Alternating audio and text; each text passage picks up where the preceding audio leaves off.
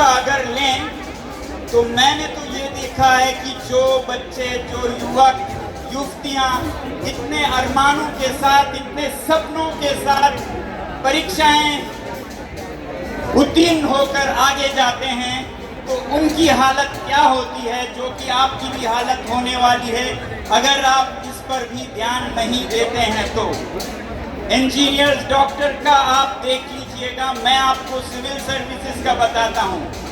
मैंने पिछले साल में एक होनहार, बहुत ही सज्जन युवक को आईपीएस बनते देखा है। आईपीएस पुलिस के बड़े अफसर होंगे और मुझे पूरा मालूम है कि उनके आंखों में कितने सपने रहे होंगे, उनके माता पिता के कितने सपने रहे होंगे कि आप ये देश की सेवा करेगा। आपको पता है आज के इस हालात में उनसे क्या कराया जाता है? देश की सेवा नहीं, देश को ही बर्बाद करने के काम पे उन्हें लगाया जाता है। मैं आपको बताता हूँ कैसे।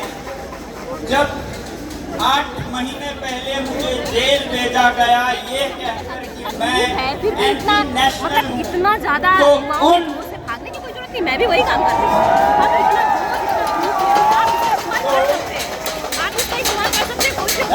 धन्यवाद। मगर हमें मेरे इस उदाहरण पे नहीं जाना है, आपको रास्ता साफ करना है ताकि ऐसा आपके साथ भी नहीं हो।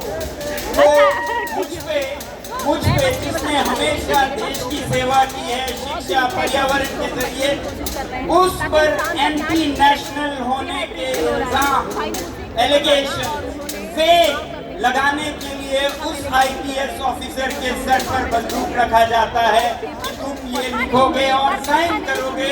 ऐसे झूठ पर आपको साइन करने का वक्त आ सकता है, जबकि आपने देश की सेवा करनी थी, आप देश को ही तोड़ने में लगा दिए जाते हो। ये आगे होता है। वैसे ही मैंने देखा है आईएएस, जिसे इतना प्रतिष्ठित मानते हैं, जिसे पाने के बाद कितने सपने देखते हैं हमारे युवक युवतियां, आप लोगों के भी सपने होंगे, मगर आगे जब वो सर्विस में जाते हैं तो वो जो गिरफ्तारी का वारंट था या डिटेंशन ऑर्डर था मेरा, जिसमें मनगढ़ंत बातें कही गई थी कि ये पाकिस्तान से, ये चीन से इसने दंगे उकसाए, जिनका किसी को भी भरोसा नहीं है, विश्वास नहीं है, ये सच है, मगर उस पर साइन एक आईएएस ऑफिसर से करवाया जाता है। आप समझ रहे हैं, ये आगे आपका भविष्य है। अगर देश में सत्यमेव जयते नहीं हो, अगर देश में यही हालत रही, तो आप परीक्षाओं से पार कर लेंगी तो ऐसे डॉक्टर बनेंगे जो फर्जी सर्टिफिकेट देंगे, किसी को क्रिमिनल बनाने का, किसी को क्या दवा दिलवाएंगे, आपसे कोई भरोसा नहीं है। वैसे ही इंजीनियर्स जो किसी भी चीज को कुछ भी फर्जी सर्टिफिकेट देते करेंगे, वैसे ही आप आईपीएस आईएएस बने भी तो अगर सफाई नहीं हो, ट्रांसपेरेंसी नहीं हो, ट्रस्ट नहीं हो देश में, तो फिर ऐसे ऑफिसर्स बनेंगे जो निकले तो थे देश की सेवा में, मगर उनको ऐसे कामों में लगा दिया जाता है। अब उनके सामने उनका तनख्वाह, जो कि उनका हक है, उनके सैलरीज, वो उनका हक है, उसके लिए उन्हें ईमान बेचने की जरूरत नहीं होनी चाहिए। क्या होनी चाहिए आप बताइए? क्या तनख्वाह के लिए हमें अपना ज़मीर बेचने की जरूरत होनी चाहिए? बेईमानी करने की जरूरत होनी चाहिए? एक निर्दोष को दोषी घोषित करने की जरूरत होनी चाहिए आपको आपके तनखे के लिए? और दूसरा आता है तनखे के बाद तरक्की। तरक्की यानी कि प्रमोशन। वो प्रमोशन तो आपका अधिकार है, उसकी जितना सेवा करें उतना आप ऊंचा उठें, मगर आपका प्रमोशन तब मिलता है जब किसी को आप देशद्रोही घोषित करके जेल में भेज देते हैं। तो ऐसा क्या आपके प्रमोशन का कारण होना चाहिए? ये मैंने हर जगह देखा, अपना फर्स्ट हैंड एक्सपीरियंस, अपना अनुभव बता रहा हूँ।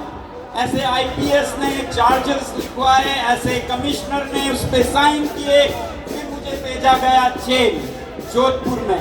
जहाँ पर जेल के जो अफसर थे बहुत ही सज्जन थे, बहुत ही अच्छे थे, मगर उनसे सारे गलत काम करवाए जा रहे थे। उनसे इंसाफ को रोकने का काम करवाया जा रहा था, restriction of justice and evidence, जो कि अनैतिक है। किसी कैदी को आजाद ना हो उसके विपरीत आपसे काम करवाया जाए। क्या आप इसके लिए ये परीक्षाएं दे रहे हैं? क्या आप बेईमानी पे चलने के लिए ये परीक्षाएं दे रहे हैं?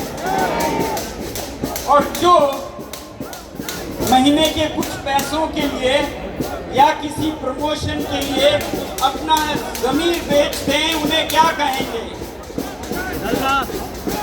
मुझे नहीं पता क्या कहेंगे, मगर मैं एक बात बताऊं, जमीर, ईमान, आत्मा से बहुत छोटी चीज है शरीर बहुत छोटी चीज है। जिन्हें पैसे के लिए शरीर बेचना पड़ता है, उन्हें हम समाज में बहुत नीचा मानते हैं। जब से मैंने ये सरकारी तंत्र देखा है, मेरी तो वैश्याओं के लिए इज्जत बढ़ गई है।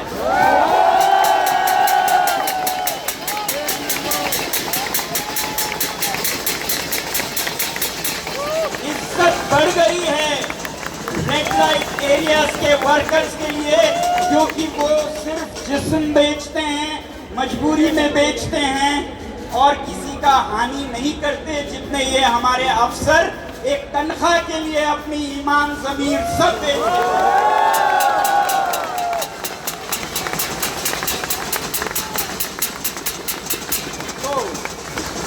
तो क्या हमें एक ऐसा करियर पाथ चाहिए जिस पे हमें आगे जाकर अपना ईमान, धर्म, ज़मीर, आत्मा सब बेचना पड़े? क्या आप ऐसे करियर पाथ पे तरक्की करना चाहेंगे? नहीं करना चाहेंगे।